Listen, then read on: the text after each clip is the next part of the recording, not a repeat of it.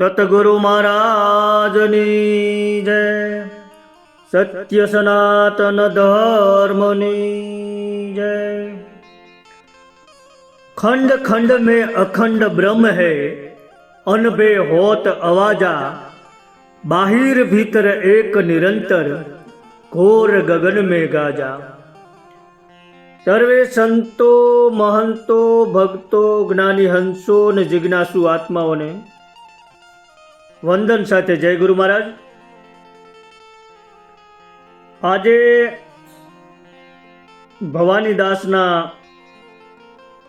एक भजन ने मत अनुसार समझवानो प्रयत्न करवो छे। भजनना शब्दों से तमे जोजो रे आ जंत्रीनो बजावनार कोण छे। तो आ भजन ने मत अनुसार समझवानो प्रयत्न करवो छे अने एमां जे कोई नानी मोटी भूल के त्रुटि रहे तो ए बधी मारी जशे, पण आप मोटुं मन राखीने क्षमा करशो। तो जोईए भजनना शब्दों। मुखड़ा में शू कीधुं छे? हे तमे जोजो रे आ जंत्रीनो बजावनार कोण छे रे। तमे जोजो रे आ जंत्रीनो बजावनार कोण छे। आ भजन भवानीदासनुं छे અને આ દેહને આ કાયાને જંત્રીની ઉપમા આપી અને ભજનની શરૂઆતમાં મુખડામાં જ સાધકની સામે પ્રશ્ન મૂકી દીધો છે કે એ સાધક આ શરીરરૂપી જંત્રી એટલે કે શરીરરૂપી વાજિંત્રને વગાડનાર કોણ છે? मतलब के काया में जे बोली रह्यो छे ते कोण छे, एनी ओळख करवानी छे। तमे जोजो रे एटले विचारजो एम। हवे जंत्री ए साधन छे। साधन पोते वागतुं नथी, एने कोई वगाड़े तो वागे। हार्मोनियम होय तो हार्मोनियम एनी मेळे न वागे, पण कोक संगीतनो जाणकार एने वगाड़े त्यारे वागे। एमां शरीर छे ने जड़ छे, साधन छे, तो एने चलावनार कोण छे? देहरूपी जंत्री ने बजावनार एटले के जे बोली रह्यो छे ते कोण छे? अहीं भवानीदास कहे छे के शरीर मन बुद्धि इंद्रियों आ बधुं साधन छे, पण जे आ बधाने जाणे छे एने जाणवानो छे। बहार जोवानुं नथी कीधुं, अंदर जोवानुं कहे छे।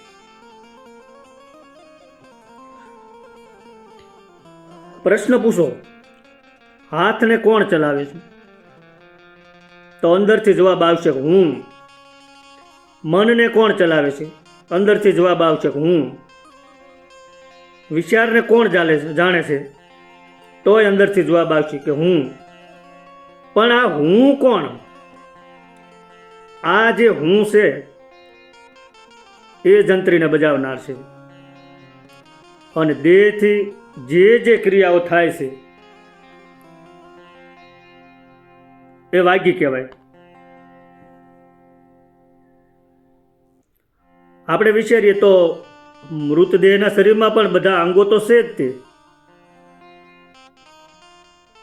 पण केम नथी चालतुं? कारण शुं? कारण के जंत्री छे पण बजावनार नथी। माटे संत भवानीदास कहे छे कि आ जंत्री एटले के आ शरीर ए नाशवंत छे, माटे शरीरने नहीं પણ બજાવનાર એટલે કે આત્માને જાણવાનો છે. બોલે બોલાવે સબઘટ બોલે, જ્યાં જોઉં ત્યાં સરખો, દેવળે દેવળે કરે હુંકારા, તેને પારખ થઈને પરખો. એટલે આ શરીર જંત્રી છે, પણ આ જંત્રી પોતે નથી વાગતી, પોતે વગડતી નથી. એને વગાડનાર કોઈ બીજો છે, અને એ કોણ છે એ જાણવું એ સાધના છે. હવે બીજી કડીમાં શું કહેશે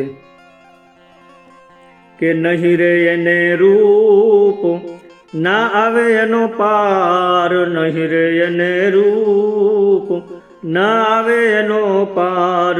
કહું તો કહેવાય નહીં, બોલે 52 તમે જોજો રે, આ જંત્રીનો બજાવનાર કોણ છે.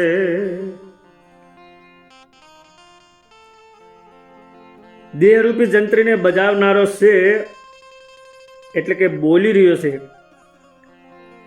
એને રૂપ નથી, રંગ નથી, ઘાટ નથી, નામ નથી, ગુણ નથી, એવો છે. તો એને કોણ પારખી શકે? એના પાર કોણ પામી શકે? નિરાકાર છે, અનંત છે, અને શબ્દોથી વર્ણન કરી શકાય એવો પણ નથી. શબ્દાતીત છે. મોઢેથી વર્ણન કરવું હોય તો બોલાય એવું નથી. એ બોલે છે તો 52 બહાર રહીને બોલે છે. મતલબ એ કે પોતે બોલનાર નથી. એ 52 બહાર છે, પણ એના થકી વાણી બોલે છે. આવા ગૂઢ રહસ્યને સંતો જાણી શકે. જેણે નિજ સ્વરૂપને જાણ્યું છે, બોલતા પુરુષની ઓળખાણ થાય. નહીં એને રૂપ, તો રૂપ કોને હોય? જે દેખાય એને. અને આ ચર્મ ચક્ષુથી જે દેખાય ને એને રૂપ હોય. આત્મા દેખાતો નથી, પણ વળી એના વગર કશું દેખાતું નથી. જેમ વીજળી દેખાતી નથી, પણ બધું ચલાવે છે. બલ્બ, ટ્યુબલાઇટ, પંખા, હીટર, સગડી, કુલર, ફ્રીજ, આ બધું વીજળીથી ચાલે છે, પણ વીજળીમાં ક્યાંય દેખાતી નથી. એમ આ દેહનો વ્યવહાર, શરીર, મન, બુદ્ધિ, ઇન્દ્રિયો, આ બધા જ આત્મા થકી કામ કરે છે. પણ આત્મા એમાં અદૃશ્ય છે, એ ક્યાંય દેખાય નહીં. પછી કીધું કે ના આવે એનો પાર. કારણ કે આત્મા સીમિત નથી. આત્મા અસીમ છે, અનંત છે, અખંડ છે, જ્યારે શરીર સીમિત છે. પણ આત્માને કોઈ સીમા નથી. કહું તો કહેવાય નહીં, કારણ કે આત્મા એ શબ્દનો વિષય જ નથી, અનુભવનો વિષય છે. દાખલા તરીકે કોઈ મીઠાશને સમજાવી ન શકાય. જો એને જાણવી હોય તો એને જરાક સાચવી પડે, તો ખ્યાલ આવે કે એની મીઠાશ કેવી છે. એમ આત્મા છે, શબ્દોથી સમજાવી શકાય એમ નથી. રૂને હળગાવવા માટે અગ્નિ અગ્નિ અગ્નિ એમ લાખો વખત બોલશો કે લખશો, તોય રૂનું એક તણખલું ક્યારેય હળગશે નહીં. પણ એક જ દિવાસળીનો તણખો લાખો મણ રૂને હળગાવી દે છે. એમાં શબ્દોનો વિષય નથી, અનુભવનો વિષય છે. પછી કીધું કે બોલે 52 બાર. તો હવે 52 બાર એટલે ભાષાના 52 અક્ષર છે. ભાષાના બધા શબ્દો આ 52 અક્ષરમાંથી બને છે. વાણી પણ આ 52 અક્ષરથી બોલાય છે. આત્મા પોતે બોલતો નથી, પણ આત્મા થકી વાણી બોલાય છે. શબ્દની પાછળ આત્મા છે, એની વગર કાંઈ બોલાય નહીં. સમજવાનું એ છે કે 52 અક્ષરમાંથી બનેલું બધું, નામ, મંત્ર, શાસ્ત્ર, ભાષા, વાણી, આ બધું 52ના ક્ષેત્રમાં આવે. પણ પરમ તત્વ છે એ શબ્દાતીત છે, એ 52ની બહાર છે. એને વાણીથી કહી શકાય નહીં, એને માત્ર અનુભવી શકાય. અને બીજો અર્થ એવો પણ થાય કે આ શરીર, પંચતત્વ, ઇન્દ્રિયો, મન, બુદ્ધિ, અહંકાર, 3 ગુણ, આ બધું જે છે એ પ્રકૃતિના ક્ષેત્રમાં આવે છે. આત્મા છે એ બધાથી બહાર છે, એટલે પણ 52 બહાર કીધું. હવે ત્રીજી કડીમાં આગળ શું કહેશે કે નહીં એને તત્વ, નહીં એને તાર, નહીં એને તત્વ, નહીં એને તાર. વચનમાંથી વચન બોલે, બહુ કરે ગુંજાર. તમે જોજો આ જંત્રીનો બજાવનાર કોણ છે. નહીં એને તત્વ ને નહીં એને તાર. આત્મા કોઈ પદાર્થ નથી, અને તત્વ એટલે 5 મહાભૂત: પૃથ્વી, જળ, અગ્નિ, વાયુ અને આકાશ. શરીર આ 5 તત્વથી બનેલું છે, પણ આત્મા કોઈ તત્વથી બનેલો નથી. આત્મા તો તત્વથી પર છે. અને પછી કીધું કે નહીં એને તાર. તો તાર એટલે દોરી, આધાર. આત્મા કોઈ આધાર પર ટકેલો નથી, અને એને કોઈના આધારની જરૂર નથી. અહીં શ્વાસે શ્વાસની દોરીની પણ વાત સમજી શકાય, પણ એનો પણ એને આધાર નથી. એના શ્વાસે શ્વાસના આધારની પણ જરૂર નથી, કારણ કે આત્મા સ્વયં બધાનો આધાર છે. નિરાધાર છતાં સર્વનો આધાર છે. તો હવે એને કેમ પકડવું, કેમ જાણવું? તત્વ હોય તો પકડીને બતાવી શકાય, તાર હોય તો પકડીને બતાવી શકાય, પણ તેવો આધાર તો કોઈ છે નહીં. નિરાધાર છે, નિર્વાણ છે.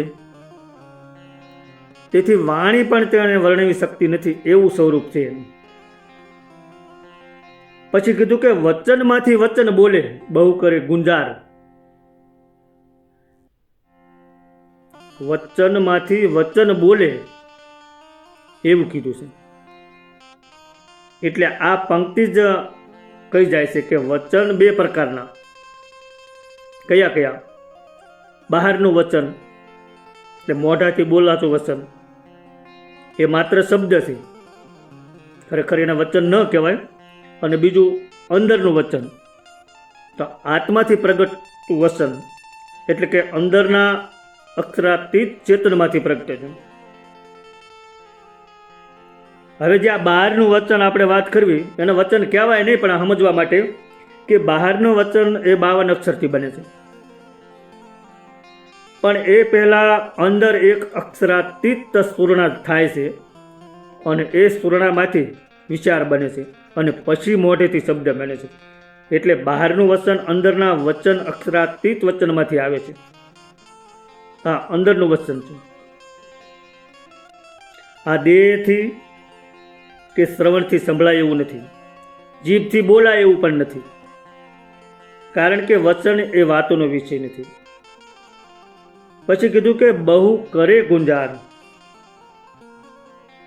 આ ગુંજાર એ શું છે? તો અંદર એક શાંતિ છે, એક આનંદ છે, એક ચેતના છે, એ જ ગુંજાર છે. પછી ચોથી કડીમાં શું કહેશે?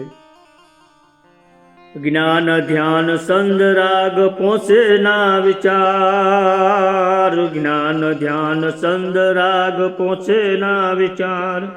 ભોજન એને ભાવે નહીં, વચનનો આહાર તમે જોજો રે, આ જંત્રીનો બજાવનાર કોણ છે? જંત્રીનો વગાડનાર કોણ છે? એની સમજ ભવાનીદાસે મેળવી, એને જાણી લીધું. પણ આપણે માત્ર સમજ મેળવી એમ જ કહેવું પડે, કારણ કે એ ભૂમિકાએ પહોંચવું બહુ કઠિન છે. ખરેખર તો એ ભૂમિકાએ પહોંચે ત્યારે એ સમજાય.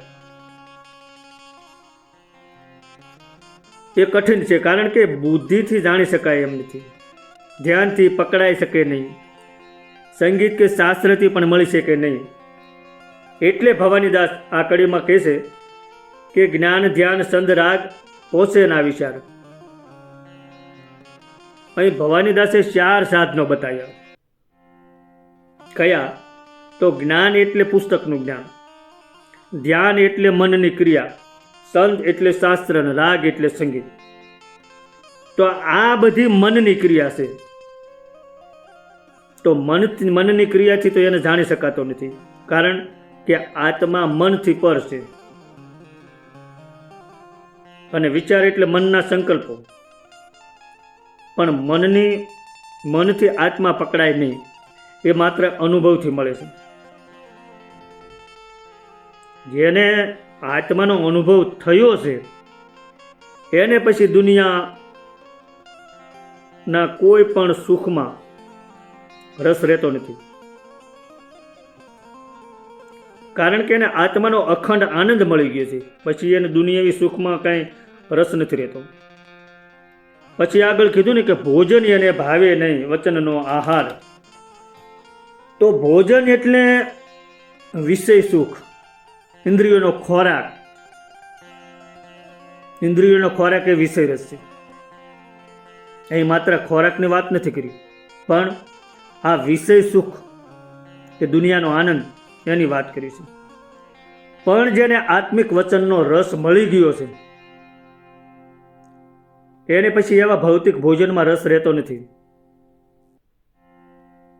આત્મજ્ઞાનીને દુનિયાના સુખમાં રસ ઓછો થઈ જાય છે, એને માત્ર વચનનો આહાર રહેશે.